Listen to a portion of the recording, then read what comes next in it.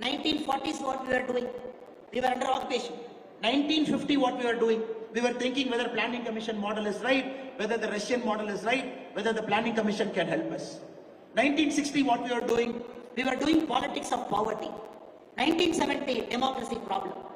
Just imagine where we were when both the countries were tussling, both the countries were trying to create their place in the world. Now, this is an opportunity India cannot afford to miss. When so many things are happening around us, that is why in yesterday's statement, in the White House press conference, when a pointed question was asked to Mr. Trump, our Indian Prime Minister Narendra Modi ji might have problems with what is happening in Bangladesh. A regime change, which is not to our liking because the whole thing happened anti-democratically. Toppling, making anti-India slogans, going after minority communities in Bangladesh who are Hindus, temples getting attacked, vandalized, buildings getting burned. When somebody asked Mr. Trump, what do you think about Bangladesh? Mr. Trump said, look, that is not my problem. That is Modi ji's problem, he will take it. That's a very significant statement coming from a world leader.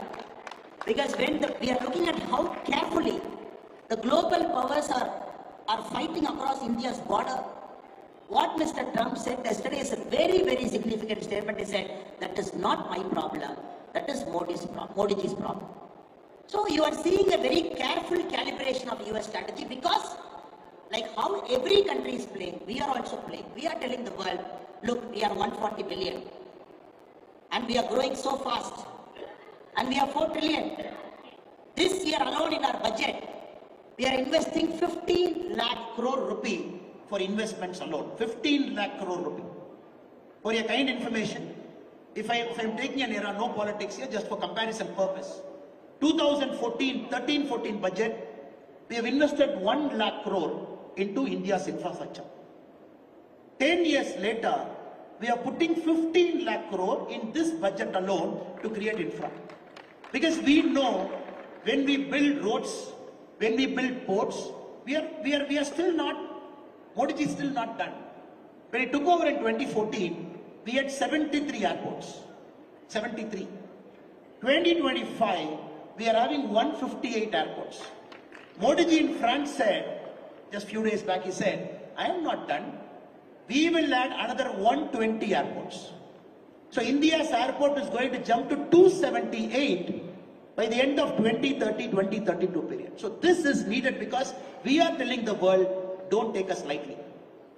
We are earning money, middle class is working hard, corporates are earning money. Reliance Industries, we can abuse them. We can say, oh, big monopoly, this conglomerate, this. How many of you have seen Reliance Industries this year, they paid a net tax of 1,86,000 crore, which is 4% of India's budget. One single company in India, it paid 4% of India's budget. Reliance in the last 10 years have paid 11 lakh crore for India. We can comment, we can say this company is bad, that company is bad. A company in India has gone to that size and scale. It is funding 4% of India's budget. To put things in perspective, India's tax base now, number of people who pay tax, 7.9 crore. The number of people who are paying tax in 2014, 3.45 crore, which means we have added 4.45 crore tax people in the last 10 years. In the budget, when the government said up to 12 lakh rupee no tax means 6.9 crore people will not pay tax. The tax base is 7.9 crore. Straight away we are saying 6.9 crore people will not pay tax. 1 crore people are above 12 lakh, they'll pay tax. So what is the loss to the government? The loss to the government is 1,10,000 crore. What is Reliance contribution to India's taxation system? 1,86,000 crore. So these are all signs how US is having a Walmart, how US is having a Starbucks. Because great nations are great because they have great companies. Germany is great because you have 10 companies in the world that dominates for excellence, quality and precision engineering. Americans are great because you have 100 companies in the world, from ExxonMobil, Standard Oil. You take all the big corporations, Intel, NVIDIA, Tesla. So they are nobody in US talks, I should not have a big company. Why is there a big company? Please divide that big company. It is becoming a corporate-oriented company. Because big companies, they observe economic shocks. Big companies generate employment. Now we are also entering the territory to say, we also have companies that will dominate the world.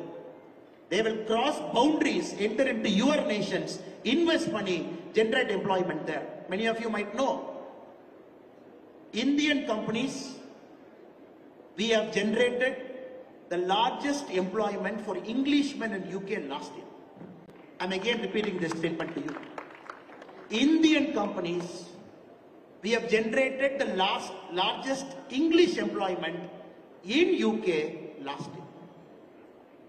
This is an era when the trading companies were able to come here. They're able to rip us apart just few hundred years back. Because thanks to Tata, who was able to make strategic acquisition, thanks to Mahindra, who are in a big way. So we got to generate, cultivate global brands. The next 50 years, when you look at Fortune 500, in geopolitics, it is very important. The global brands will play a role because they carry the country's soft power to all the foreign shows. I'm not going to stay there, sir. 1980, the number of Indian Americans, number of Indians who were in US, I'm not sure anybody who knows the data, it is 2,08,000. 1980. 2000, 1 million, 10 லட்சம். 2025, 2.9 million, 29 லட்சம். All these people, they have left our country. It is not their mistake. The country did not have opportunity for them. We suffered from brain drain. The best of our lot, IITs, IIMs, any place, from villages, doctors, NHS po UK la paranga. 51% of people who work in the national health system of UK, they have an Indian origin there. Any doctor you see is India. From Kerala, Tamil Nadu mostly, Andhra. We dominate NHS. Last year, the number of students who went inside US, first time we go to China, Indians sent largest number of students into US. Last 3 years, we are sending largest number of students into UK. Last 2 years, we are sending largest number of students into Australia. So geopolitics, they have done with petrols and dollars. We are doing with students. They are done with petrols, dollars and everything. Now, lakhs and millions of our students are there. Starbucks, there is an Indian student who carries our ethos, our value system, our Bharatiya value system. Though he is working as a part-time, but the way he orders coffee, the way he gives me coffee, he or she, and the way he talks to me politely and nicely, there is somebody from our soil, far away in a distant land, even in a part-time job, he carries the Indian civilizational ethos in that company. That is why India's soft power, every place in the world we are growing, growing and growing.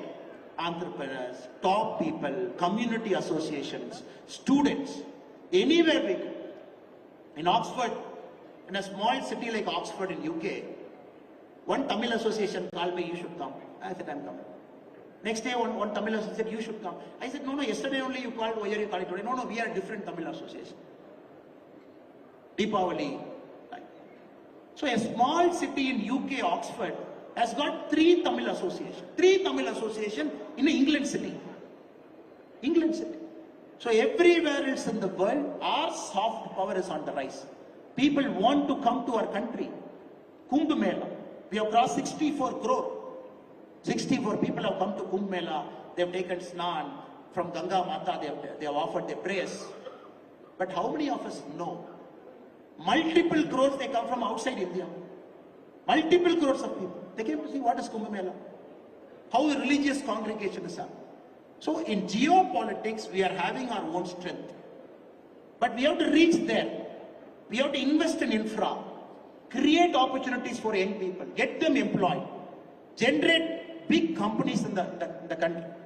They become our global icons. Travel across border. Invest money. Dominate the globe.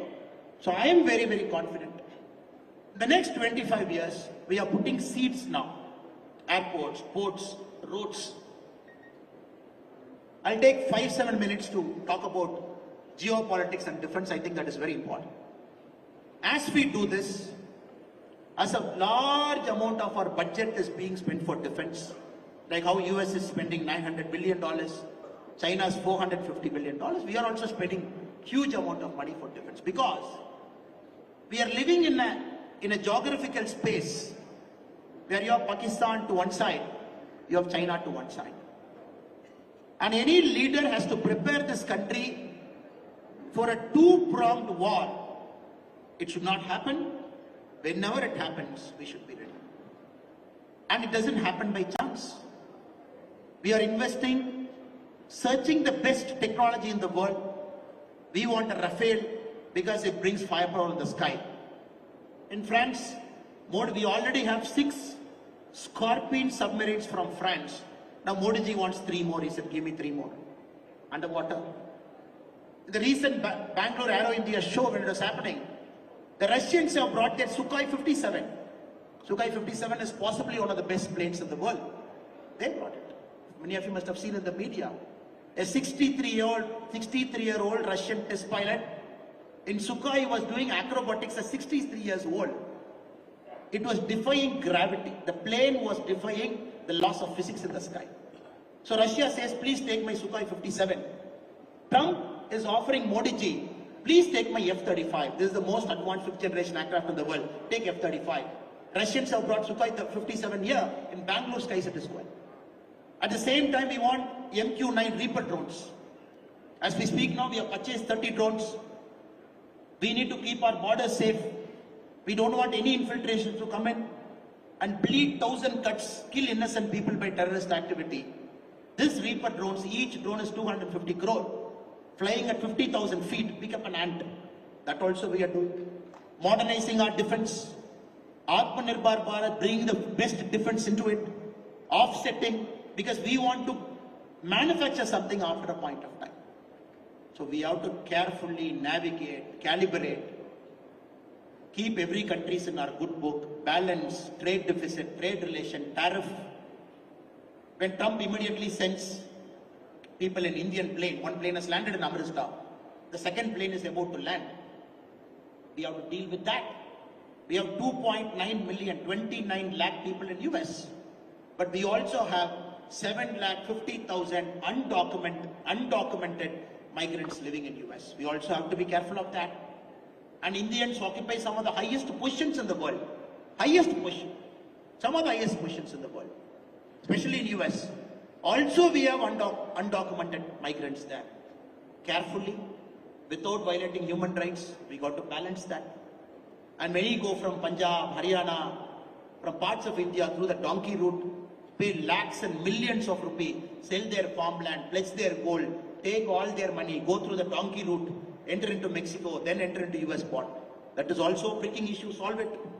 Solve our neighboring thing. You must have seen Adani pulling out of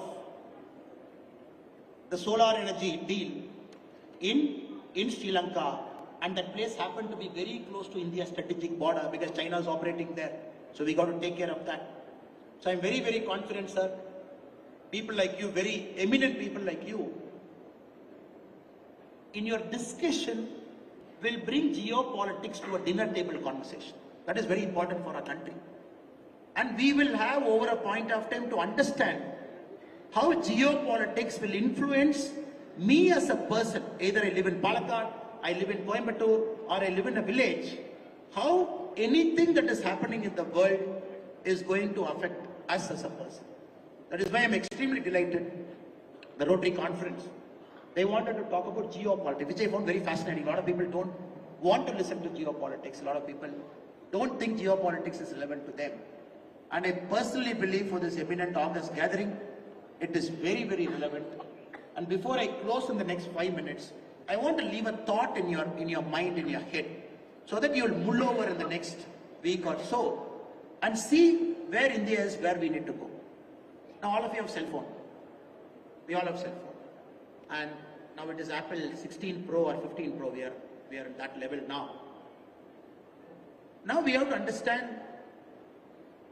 when we talk about next 25 years position our country, it is positioning us in the next 10 years. because the chip inside Apple is manufactured by one company in the world which is based in Hong Kong called TSMC, Taiwan Semiconductor Manufacturing Company that manufactures all the top chips below 5 nanometer. They have overtaken Samsung, they have overtaken Intel, they are the chip masters of the world. These chips goes into everything in the world. Defense, missiles, electronic items, TVs, everything the chip will decide.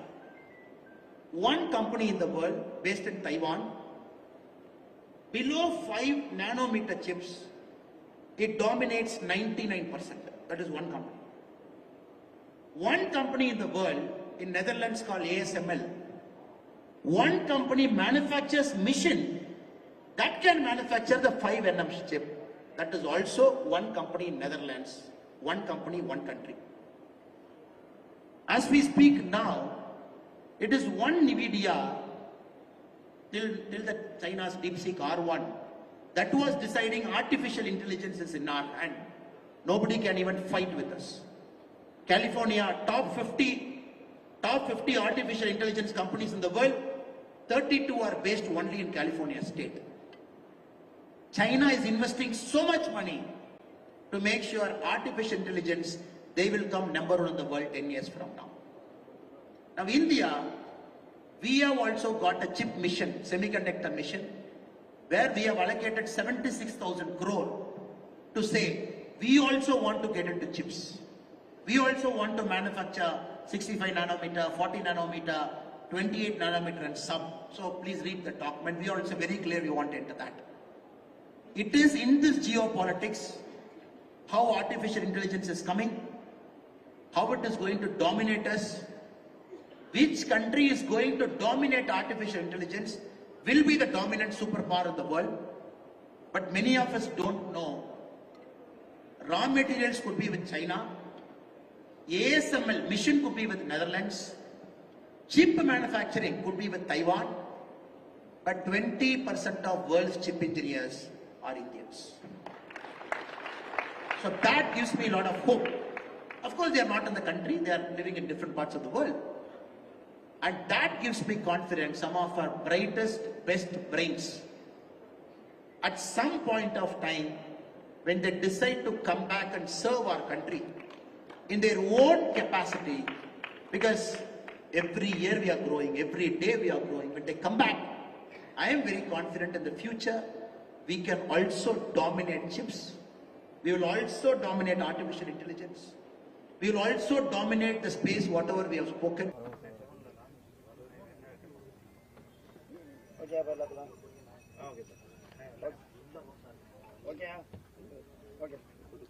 இன்றைய தினம் புதுக்கோட்டை மாவட்ட ஊராட்சி திட்ட முகமை அலுவலகத்துக்கு மாண்புமிகு தமிழக முதலமைச்சர் கழகத்தினுடைய தலைவர் தளபதி அவர்களுடைய அனுமதியோடு வழங்கப்பட்ட ரூபாய் 10 கோடி மதிப்பிலான புதிய கட்டிடத்துக்கான கால்கோள் விழா மிகச் சிறப்பாக நடைபெற்றது. அதில் நானும் நம்முடைய பிற்பட்டோர் நலத்துறை அமைச்சர் மாண்புமிகு சிவவி மெய்யநாதன் அவர்களும் பங்கேற்றோம். மாண்புமிகு ஊரக வளர்ச்சித்துறை அமைச்சர் மாண்புமிகு ஐ பெரியசாமி அவர்கள்